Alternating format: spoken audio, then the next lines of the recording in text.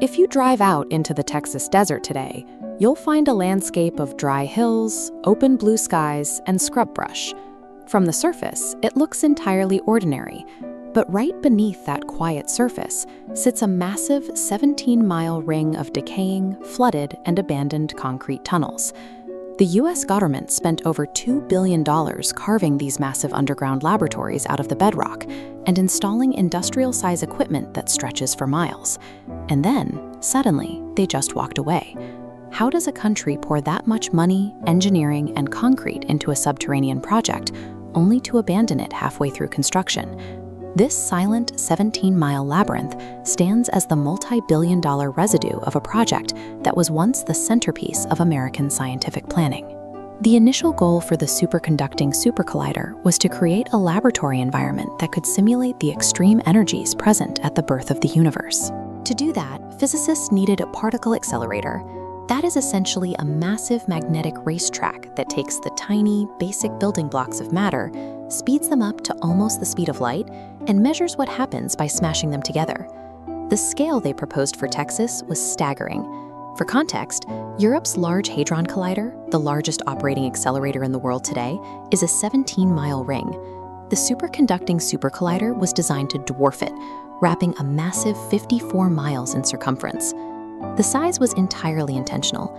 The United States government wanted to guarantee absolute dominance in the global field of particle physics for decades to come. The SSC was the physical manifestation of a specific ambition to build the most powerful research tool in history and consolidate global physics research on American soil.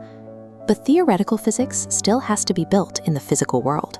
Turning those cosmic blueprints into reality required moving millions of tons of dirt, navigating massive engineering feats, and securing a massive budget.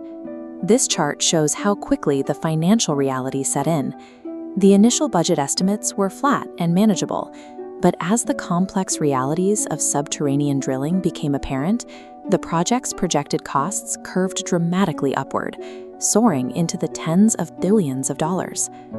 By the early 1990s, federal budget priorities were shifting.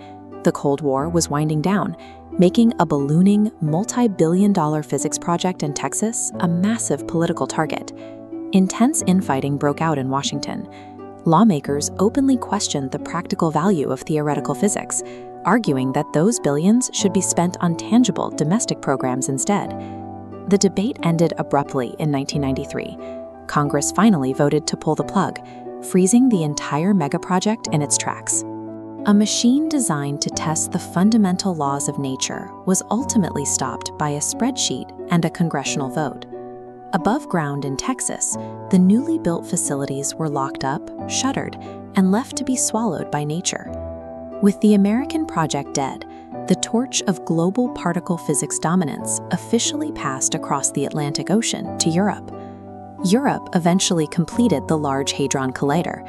They successfully operated the machine and used it to discover the elusive Higgs boson, achieving the exact mission the Texas Collider was meant to lead.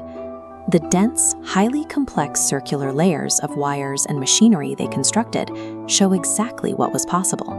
Their machine operated perfectly, while America's tunnels sat entirely empty. While data flows through the European machine today, the 17-mile ring in Texas is slowly filling with water, sitting in absolute darkness. The SSC stands as a cautionary tale about the fragility of megascience, proving that even the most ambitious attempts to explore the foundations of nature can be erased by the stroke of a politician's pen.